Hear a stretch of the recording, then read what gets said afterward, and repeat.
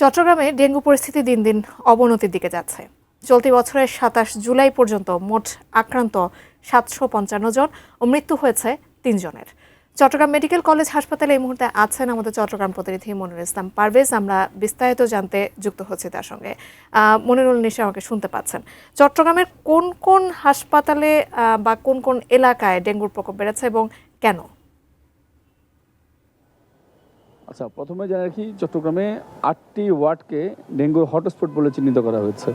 এটি গত বছরও ছিল, এবছরও এসে সেই একই রকম চিত্র রয়েছে। এই ৮টি ওয়ার্ডের মধ্যে আন্দরকিল্লা ওয়ার্ড রয়েছে, ১০ নম্বর কাট্টলি ওয়ার্ড রয়েছে, চকবাজার ওয়ার্ড রয়েছে। এভাবে মোট ৮টি ওয়ার্ডকে হটস্পট করা হয়েছে চট্টগ্রাম কর্পোরেশনের মাধ্যমে। তবে এই ওয়ার্ড ছাড়াও এখন কিছুদিন আগে সম্প্রতি যে ৪২ বছরের ইতিহাসে চট্টগ্রামে এই ধরনের বৃষ্টিপাত কিন্তু হয়নি, সেরকম একটি বৃষ্টিপাত হয়েছে।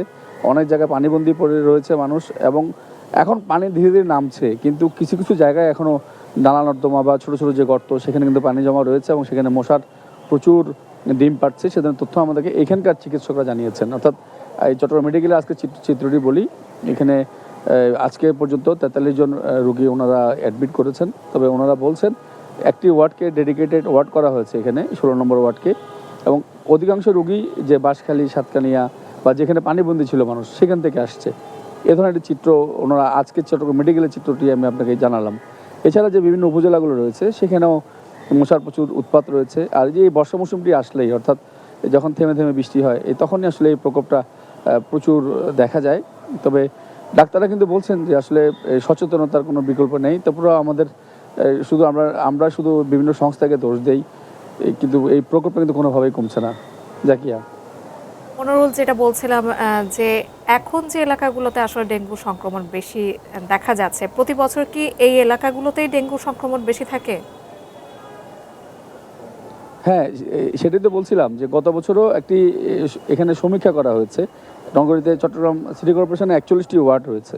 তার মধ্যে যে ৮টি ওয়ার্ড গত বছর ছিল, সেই ৮টি ওয়ার্ড এবছরও রয়েছে হটস্পট বলে।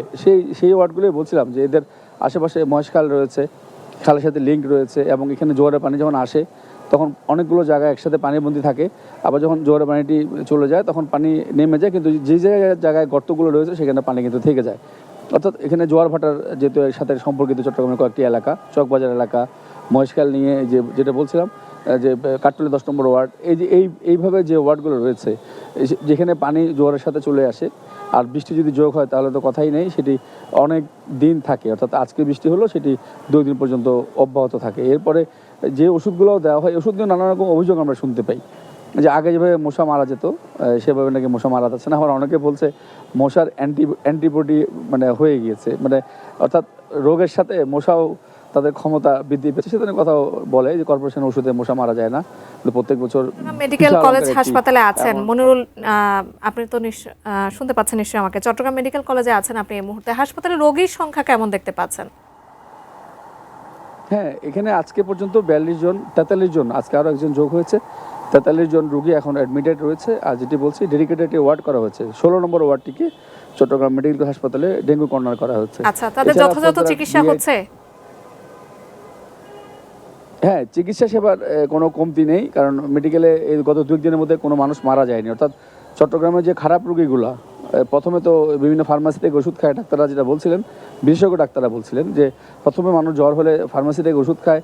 আবার অনেক ফার্মাসি আছে যারা অভিজ্ঞতা নাই, তারা অ্যান্টিবায়োটিক দিয়ে দেয়, তখন রোগীর অবস্থা কিন্তু খারাপ হয়ে যায়। আসলে এই রোগী তো জ্বরটা কেন আসছে সেভাবে কিন্তু ওনারা টেস্ট করে না। অর্থাৎ জ্বর আসছে, অ্যান্টিবায়োটিক সহ একটা ওষুধ দিয়ে দেয়, যার কারণে মানুষের ডেঙ্গু যারা আক্রান্ত তাদের শারীরিক অবস্থা আরও অবনতি ঘটে। তখন এসে এই ধরনের ডেডিকেটেড হাসপাতাল যেগুলো রয়েছে, জেনারেল হাসপাতাল, এই চট্টগ্রাম মেডিকেল হাসপাতাল, বিআইটি হাসপাতাল, সেখানে গিয়ে মানুষ ভর্তি হয়। খারাপ রোগীগুলো।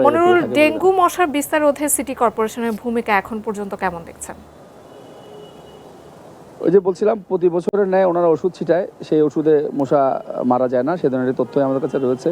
আবার কিছু ধোঁয়ার মতো কিছু মেশিন দিয়ে কিছু মশার নিয়ন্ত্রণের চেষ্টা করা হয়। সেগুলো যতক্ষণ দেয় ততক্ষণ মশাটা একটু কম লাগে, এরপর আবার মশা আবার ঠিকই মানুষকে কামড়াচ্ছে। তবে সচেতনার জন্য আমরা দেখেছি সিটি মেয়র বলছেন অনেকে মশারি টাঙানোর কথা বলছেন। হাসপাতালে এসে আমরা দেখেছি এখানেও কিন্তু যে রুগীরা রয়েছে তারা কিন্তু মশারির ভিতরে থাকতে চায় না, অর্থাৎ মানুষকে যে মশারিটি ব্যবহার করতে বলা হচ্ছে, এটি কেন বলা হচ্ছে? একজনের কামড় দিয়ে সেটা আরেকজন যখন কামড়ায় তখন এটি কিন্তু ছড়িয়ে পড়ছে। আচ্ছা। তারপরে মানুষ এই মেডিকেল এসে দেখেছি যে মশারির মধ্যে কিন্তু কেউ নাই, সবাই মশারিটিকে বোটে তারপরে তারা বাইরে অবস্থান করছে। এই ধরনের একটা অবস্থা সিটি কিন্তু কর্পোরেশন রয়েছে। থেকে সচেতনতা বৃদ্ধির জন্য কোনো রকম ব্যবস্থা নেওয়া হয়েছে কিনা এখন পর্যন্ত? প্রতি বছর ক্যাম্পেইন হয়, আর এই মৌসুমটি আসলে আমরা দেখেছি কর্পোরেশনের নিজস্ব উদ্যোগে নানান জায়গায় মানুষকে সচেতন করা হয় যে যাতে পানিগুলো এক জায়গায় জমিয়ে না রাখে, সেগুলো বলা হয়, ম্যাকিং করা হয়। কিন্তু মানুষ তো সেই চিরচেনা রূপ আগের মতোই, তার মানুষের অভ্যাস কিন্তু আসলে খুব একটা পাল্টাচ্ছে না। এবং যেটা বলছি যে মশা কোনোভাবেই নিয়ন্ত্রণে আনতে পারছে না সিটি কর্পোরেশন। এটা আমরা একদম দীর্ঘদিন থেকে দেখে আসছি। একই রকম অবস্থা, সরকার প্রচুর ব্যয় করে কিন্তু ওষুধের যে কার্যকারিতা আচ্ছা, সেটা আমরা কিন্তু মানুষ সম্প্রতি সেই যেমনটা সুফলটি দেখেছি পাচ্ছে না। আর কি, চট্টগ্রামে ৪২ বছরের মধ্যে সর্বোচ্চ বৃষ্টিপাত হয়েছে। এরপর ডেঙ্গুর প্রকোপ বাড়ার বিষয়ে বিশেষজ্ঞরা কি মতামত দিয়েছেন? আচ্ছা, আজকে চমেক হাসপাতালের যিনি নূর মোহাম্মদ, অর্থাৎ উনি এই ডেঙ্গুর জন্য ফোকাল পার্সন এবং উনি এটি নিয়ে কাজ করেন। উনি যেটি বলছেন যে রুগীগুলো উনি পাচ্ছেন যেখানে পানিবন্দী ছিল বা পানি যেখানে বেশি দিন ছিল তার আশেপাশে থেকে প্রচুর রুগী পাচ্ছেন। তবে উনি বলছেন যে ওই রুগীগুলো ডাক্তারের কাছে যেতে না পারার কারণে সেখানে অবস্থা একটু খারাপ হয়, তারপরে ওনারা চট্টগ্রাম মেডিকেল হাসপাতালে এসে এখন চিকিৎসা নিচ্ছে। এ ধরনের একটি চিত্র আমাদেরকে জানিয়েছেন। অর্থাৎ পানিবন্দী যে এলাকাগুলো ছিল কক্সবাজার সাইড থেকে, যেগুলো সাতকানিয়া, লোহাগড়া, ওই টাইপের এলাকা থেকে বেশি রুগী উপজেলার মাধ্যমে উপজেলা থেকে এই চট্টগ্রাম মেডিকেলে এসে এখন চিকিৎসা নিচ্ছে, বাঁশখালী সহ।